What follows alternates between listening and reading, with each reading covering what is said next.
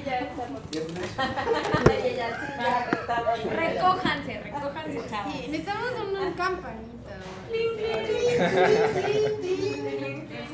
O alguien puede chiflar y ya está. Es que la mayoría no saben chiflar. Ah, ok.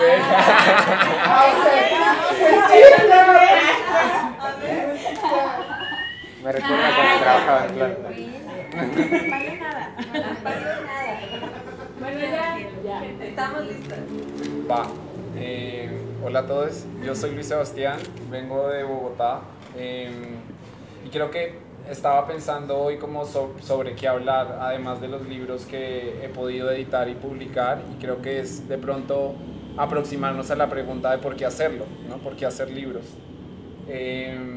Mi formación es como artista visual, entonces yo crecí en una ciudad que es Bucaramanga, 8 horas de Bogotá, y cuando me graduó del colegio me mudo a estudiar artes y empiezo a encontrar como cierta dificultad estudiando artes como para circular, y creo que es un problema que todavía no he logrado resolver, y en la autopublicación entonces encontré como una respuesta, una alternativa para materializar de pronto esas ideas que de otra manera no se podían llevar a cabo.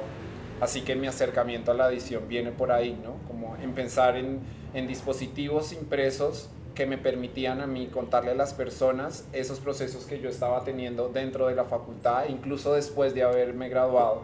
Entonces empecé haciendo fanzines, pero después me empecé a llenar con una carpeta de estas, que son todas esas lecturas que me fueron haciendo preguntas y poniéndome como en una situación incómoda donde no sabía qué responder a ellas, y quién soy yo como artista y qué puedo decir como artista cuando todo se ha dicho. Y mi pregunta era, bueno, ¿qué hago con todas esas lecturas, ¿no? Y cómo las puedo compartir si al parecer como mi ecosistema creativo un poco depende de la universidad. Creo que cuando uno se gradúa, lo que más se tambalea es ese espacio de la interlocución, ¿verdad? Y del intercambio con otros, como estas juntadas que suceden acá, ¿verdad? Y que cuestan a veces tanto trabajo como poderlas gestionar o hacer que pasen. Y entonces ahí empiezo a pensar como en dos filos, ¿verdad? En Bogotá además hay demasiadas editoriales, hay una exacerbación de la producción editorial, novela gráfica, literatura, libros de artista, etc. Entonces, bueno, ¿por qué hacer una editorial más, no? ¿Y qué encontraba yo de pronto en esas editoriales que me servían a mí para pensar en mi proyecto, y qué podía yo entonces contribuir a eso?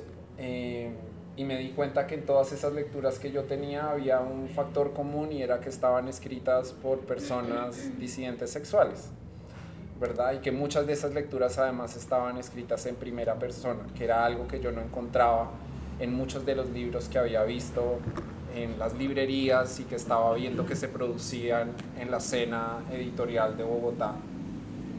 Entonces me di cuenta ahí que si a mí lo que me interesaba era la escritura de la disidencia sexual, y era la escritura escrita, valga la redundancia, en primera persona, ¿verdad? De todas estas personas que reconocen además su voz, entonces yo tenía que exponer cuál era mi lugar de enunciación.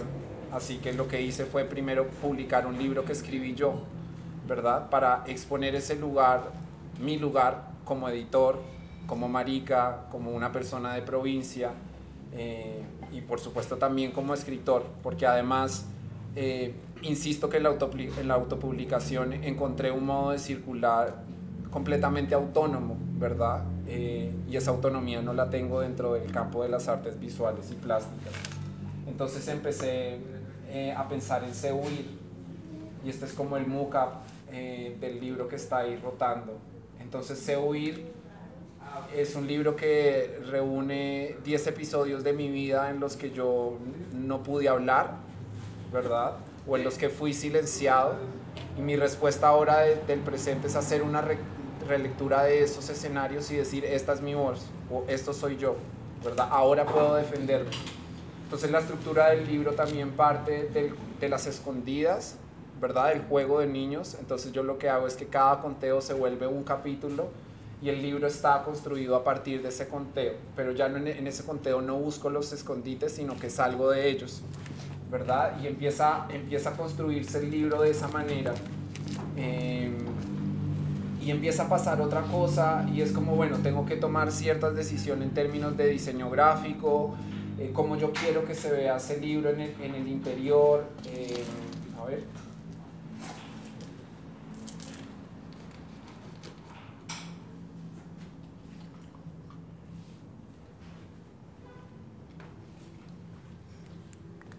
Bueno, si no seguimos, no importa ahí. Y a mí me parecía muy importante en el hacer del libro pensar en las fotografías, pensar en esos capítulos como fotografías, y por eso el libro tiene un frame alrededor de todas sus hojas para pensar en ese encuadre de la cámara fotográfica, y ese encuadre además me permitió crear como un halo de color alrededor del libro que le daba una particularidad, y pensando en la colección que vendría siendo Material de Lucha, hacer una relectura de la bandera gay, ¿no? Entonces de repente cuando se empiecen a publicar más números de Material de Lucha, lo que vamos a tener es una apropiación real de ese ícono tan desgastado que es la bandera. ¿Y qué es entonces el Material de Lucha, ¿no? Y cómo esa colección se volvía el punto de encuentro de esas personas que están intentando encontrar su voz a través de la escritura.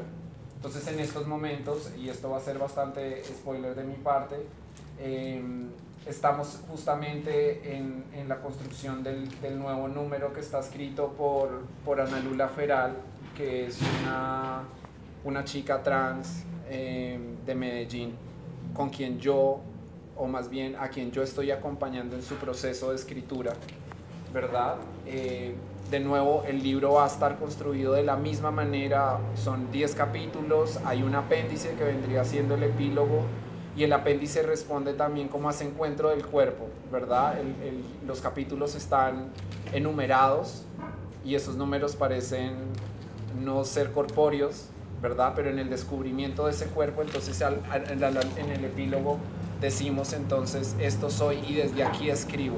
Como para mí es muy importante que las personas con las que empiezo a crear estas alianzas o a conspirar, vamos a decir, todo el tiempo estamos insistiendo en ese lugar de enunciación que por supuesto es inestable, que es desequilibrado y que no sabemos en últimas dónde está. Y esa es la primera colección que hace parte de Material de Lucha.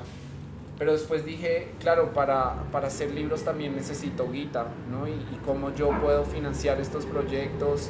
De nuevo estoy en esta encrucijada de la sostenibilidad, de la materialización de la idea, a quién acudo, a qué becas puedo aplicar. Y entonces, por alguna extraña razón, las imágenes no abren y deberían abrir. No sé si...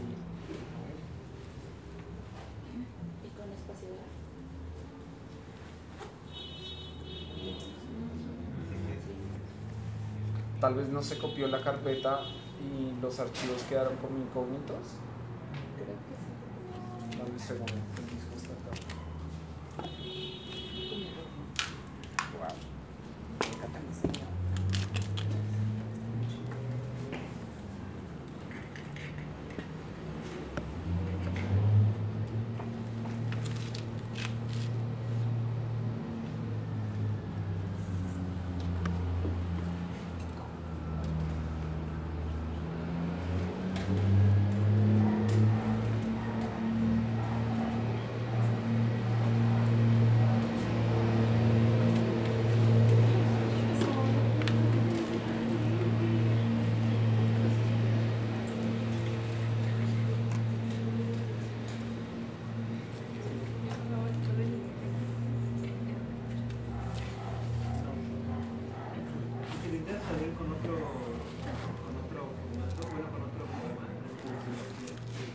Dices para no abrirlo por previsualización. Creo que había un error al tratar de archivo, entonces lo está buscando en su... Claro, pero y ahora estoy desde el disco. Yo traigo una compu de Windows, tal vez. No, pero Sí. creo que ella, Sí, no lo logran. Y un Mac a veces No deja hacer nada. Ah, pero bien, aquí abrió, vemos estas entonces.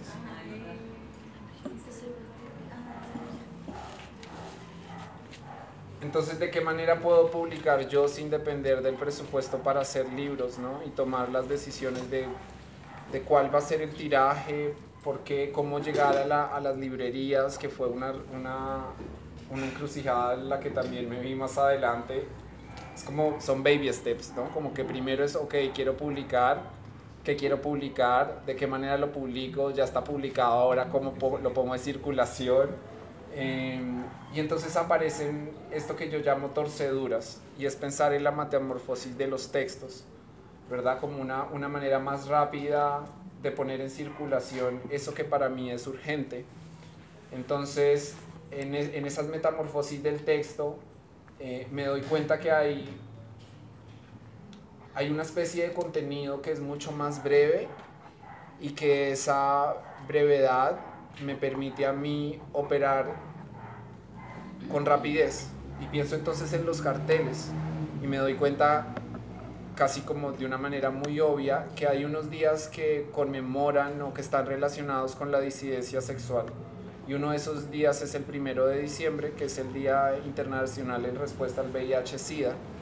Y entonces yo tenía una frase de Néstor Perlonger, un escritor argentino que funda el Frente de Liberación Homosexual en Argentina, quien fallece además de VIH, y él tenía, o él decía todo el tiempo en sus entrevistas y en las juntadas y en las tomas del espacio, esto que ustedes ven en pantalla. Entonces dice, no queremos que nos persigan, ni que nos aprendan, ni que nos discriminen, ni que nos maten, ni que nos curen, ni que nos analicen, ni que nos expliquen, ni que nos toleren, ni que nos comprendan.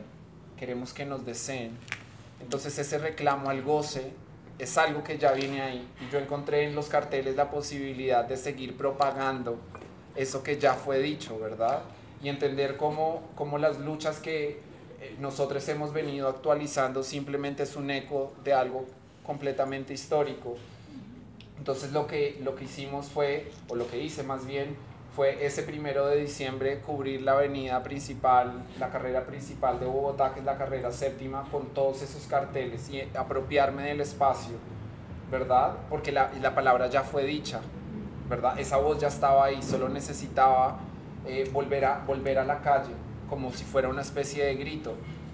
Y me di cuenta en ese ejercicio de empapelar la ciudad, cómo eso hacía parte de esa mancha gráfica que ya estaba dada por el resto de carteles, por el graffiti, y cómo empieza a generar como una especie de ruido visual ahí, ¿verdad?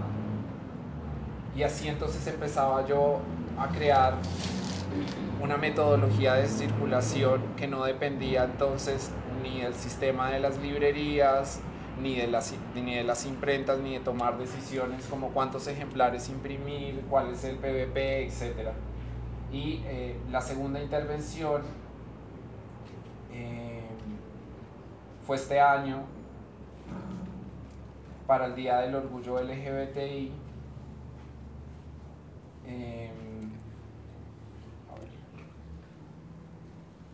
Y entonces trabajamos a partir de un poema de un escritor uruguayo que se llama Pablo Gabriel, y tomé unos versos muy claros que decían: y cada día seremos más maricas, más tortas, más travestis, más fuertes. ¿Lo escuchan? Cada día seremos más fuertes, besándonos, besándonos, besándonos, amándonos entre nosotros, queriendo ser, deseando. Y abajo, en el amarillo, decía, seguro uno está más claro: van a tener que casarnos a todos, nos van a tener que encontrar, nos van a temer. Y ahí empecé a encontrar eso en lo que yo estaba en la búsqueda, y no solo es el lugar de enunciación, sino el lugar de la defensa, ¿verdad? No necesitamos que hablen por nosotros, no necesitamos que nos defendan, sino que nosotros salimos a la calle, tomamos el espacio, reclamamos la palabra, como reconocemos el lenguaje, entonces operamos desde ese lenguaje. Y de nuevo, la operación fue exactamente la misma. Se diseñan 2 carteles, se cubre toda la séptima y se hace un registro de eso. De nuevo, cómo los carteles empiezan a ser parte de esa misma mancha gráfica en la ciudad. Esta, por ejemplo, es la fachada de la nueva sede de La Valija de Fuego, que es una librería en Bogotá que tiene una curaduría cercana al anarquismo, al punk, y entonces en su frente tienen una franja que está como habilitada para cubrir los carteles. Y cómo empiezan a convivir también esos textos con los otros textos, que también son esos reclamos, como aquí el 28 de junio entonces estaba relacionado con el último paro que hubo, que además fue larguísimo, entonces los carteles hablaban sobre el reclamo por la verdad y quién dio la orden, etc. Y en eso también se empezaba a filtrar como este deseo que tenemos de existir o de sobrevivir, vamos a decir.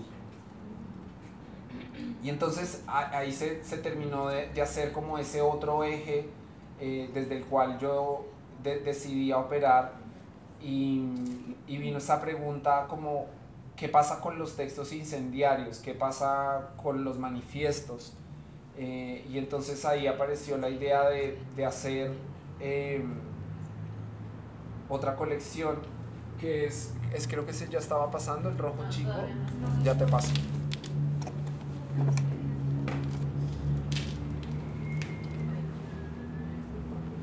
No te lo di, puede ser.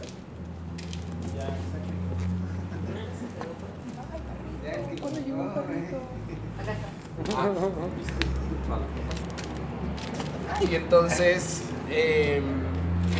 empecé a pensar en las sirenas de las patrullas y cómo poder recuperar la imagen de la luz, que era 360, esa luz circular completamente expansiva, y dejar a un lado entonces las patrullas, y eso es lo que le da el nombre a la colección, que se llama Sirenas sin patrullas. Y empiezo trabajando con Leche de Virgen Trimegisto, un artista de Querétaro que escribe en el 2012-2013 Pensamiento Puñal, mientras le están haciendo, está en el quirófano, y esa experiencia de tener el cuerpo abierto, una experiencia completamente visceral, es la que provoca la experiencia de la escritura, donde él termina convocándonos, ¿verdad? Y no solo nos convoca, sino también nos empieza a enunciar y a llamar desde ese puñal, desde ese desgarramiento, desde esa propia exposición. Y yo llegué al texto de Felipe, y eso me parece muy importante, como uno poder rastrear cómo esos textos llegan a nosotros y cómo esa afección que produce la lectura tiene unas implicaciones políticas de seguir propagando ese contagio, ¿verdad? Como si fuera un virus. Y entonces estaba tomando un taller del Jumex o algo así que tenía que ver sobre desobediencias sexuales, y nos muestran un video donde él sale leyendo. Y entonces ahí fue como, esto es lo primero que yo quiero editar, porque sentía además mucha rabia en ese texto de Felipe. Y cómo editar un manifiesto, y cómo editar además un texto sobre el que se ha trabajado tanto, en el que Lucas Avendaño hizo además una perfo a través de eso, y sobre el que se han escrito miles de reseñas. Y entonces de nuevo ahí como esta encrucijada, porque editar algo que ya se ha editado varias veces, y cómo guardar un distanciamiento con esas otras decisiones editoriales, gráficas que ya se tomaron. Y ahí entonces vuelve lo de las luz, ¿no? Y entendí cómo el pensamiento puñal estaba dividido en 2 partes. La primera, donde él dice por qué escribe y nos convoca, insisto. Entonces escribe por las putas, escribe por los jotos, escribe también por esas personas no binarias o por las personas que no se identifican incluso tampoco con el no binarismo. Y después hay otro quiebre, que es donde él se reafirma como puñal. Entonces yo le explicaba a Felipe cuando nos juntamos en videollamada para mostrarle en qué iba la edición del libro, le decía, claro, es que el texto empieza desde la oscuridad, ¿no? Y cada vez que tú hablas por alguno de nosotros, esa luz empieza a crecer. Y cuando esa luz llega, ¿verdad? Y que es toda roja además, como la sangre, como las vísceras, como ese cuerpo completamente abierto, entonces ahí tú te reconoces como puñal y lo único que vemos va a ser esa luz. Entonces ustedes van a ver el texto, como el texto empieza en negro, la luz crece, hasta que lo único que vemos es ese punto rojo que se vuelve también expansivo y empieza a rodear por completo las páginas. Eso debe estar acá, a ver.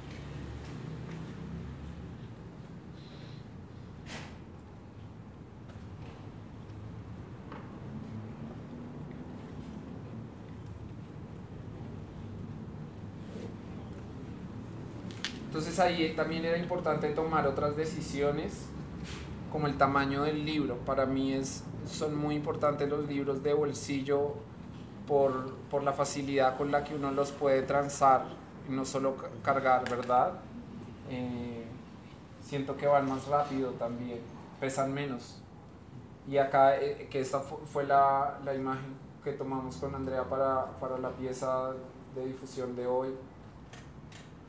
Y eso, y la luz empieza ahí a crecer a lo largo del libro. Y como el libro se volvía en sí mismo un puñal. Fue Felipe el que notó eso después cuando le llegaron los ejemplares a Querétaro. Aquí está.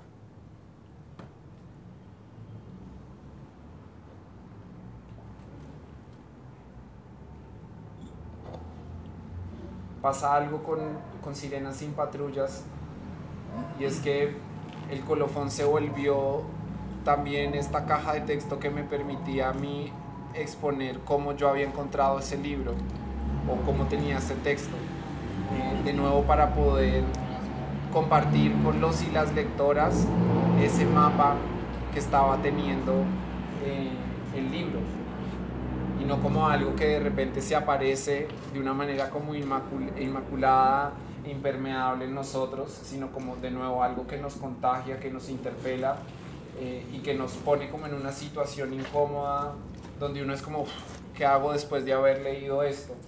¿Verdad? En medio de estos procesos, además, como entre Brasil, Argentina y Uruguay, Darío de Microtopías y las chicas de Paraguay, se me está olvidando el nombre en estos momentos de otra feria de publicaciones, en medio de la pandemia decidieron... Tijuana, ahí va. Sí, ustedes estaban ahí también. Exacto, sí. Bueno, ahí seguro nos cruzamos. Y estaban también las chicas de Tumba la Casa. Y estuvo muy bueno porque eran unas juntadas que teníamos una vez al mes para seguir, cada 15 días, para seguir especulando sobre publicar, ¿no? Y qué era eso que estábamos haciendo a la hora de publicar y por qué hacerlo y cuáles eran las limitaciones que encontrábamos justo en ese momento de la pandemia. Y nos dividieron por contenidos y a mí me tocó uno que se llamaba La razón de la idea, y escribí entonces también porque me parecía muy importante hablarles desde ese lugar que yo conozco también. Entonces voy a leer para ustedes. Dice: 2 meses atrás acordamos afirmar que el origen de la idea es una trampa en la que acostumbramos a caer. Reconocimos a la autoría como una ficción y que la idea es todo menos una propiedad. Propusimos que el motor estuviera encendido para cuando fuera necesario arrancar. Algunas de ustedes imaginaron puentes, desvíos, calles rotas y otras sin pavimento, y por supuesto, autos. Vehículos en los que nos desplazamos por la autopista de la incertidumbre que ha sido, tal vez desde siempre, la práctica de hacer, de las acciones plásticas y gráficas que requieren de una voluntad y de un cuidado.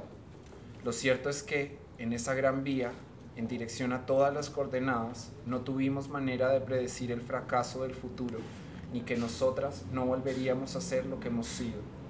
Fuimos expulsadas del sitio propio, perdimos el itinerario de un recorrido independiente, autogestivo, que recién empezaba a sobrevivir codo a codo con proyectos hermanos. Nos desviamos de la dirección originaria, no hay norte. pero tenemos una certeza: los privilegios esterilizan los procesos creativos. Entonces, ¿dónde estamos? ¿Desde dónde hacemos? ¿Sobre qué escribimos? ¿Sobre qué publicamos? ¿Quiénes somos? ¿Quién nos mira? ¿Quién nos lee? Antes de responder a estas preguntas, una de nosotras encontró, como resultado del impacto que tienen las ideas con el movimiento, el nacimiento de una planta que nos saludaba desde las fisuras de la vereda, desde lo subterráneo y lo imposible, para invitarnos a estar en estado de alerta, a ser de otros modos, en la precariedad, en lo insostenible, en la simbiosis de la vida y del laburo, dejar a un lado los procesos cerebrales para apostarle a la intuición, al error. Muchas de nosotras diríamos que hacer libros nos permite entender el mundo y acercar a la realidad otras formas de vida posibles. No hemos salido de sí mismas solo para visualizar, nos hemos salido de sí mismas solo para visualizar el encuentro. No creo que sea importante definir lo que hacemos, pero ¿hacia dónde nos estamos dirigiendo? Es probable que, en este delirio, que es un grupo de estudio y también un espacio para la socialización de nuestras inquietudes, hayamos encontrado que, a pesar de no localizar el origen, en el cuerpo está presente una pulsión, que es una idea y puede provocar el cambio. Hacer implica, entonces, involucrarnos con el cuerpo. Nuestras formas de sentir y de pensar son diferentes y nos pide a gritos, sí como una urgencia, que nuestras formas de hacer y de publicar sean otras, que en esa misma autopista, en el hoyo, en las grietas del asfalto, situemos nuestros sentires, que incorporemos en el mapa los lugares donde podemos ser, que constituyamos los anillos de la fuerza centrífuga, que seamos los márgenes del epicentro del próximo temblor, que la decisión de publicar nos exija reflexionar sobre los contenidos, rumiarlos, hacer digestión, desaprender los métodos, quebrar la noción de éxito y, sobre todas las cosas, construir una cadena afectiva que sustituya por completo, como la mejor de todas las ortopedias, a la cadena de producción base que ha estado a cargo de la supresión de las historias otras, de las nuestras. Hacemos desde el sur, ponemos el cuerpo, tejemos una versión paralela, divergente, de la historia, y somos el nudo. Queremos la narrativa del problema, dijo una de nosotras, decimos todas. Reaccionamos, hacemos alianzas, rechazamos lo confortable, estamos en el sendero equivocado, gestamos nuevas y futuras lecturas, contribuimos a la producción desobediente de otras subjetividades, combatimos contra la soledad con la luminosidad de la escritura, de los libros. Esa es la razón, son las consecuencias de una idea. Los deseos crean motivos para actuar, nosotras no podríamos hacer otra cosa. Por eso estamos aquí, porque en algún momento de nuestra vida no pudimos repararnos después de la lectura. Por eso publicamos, para compartir con otros el lenguaje, el sentimiento colectivo. Gracias.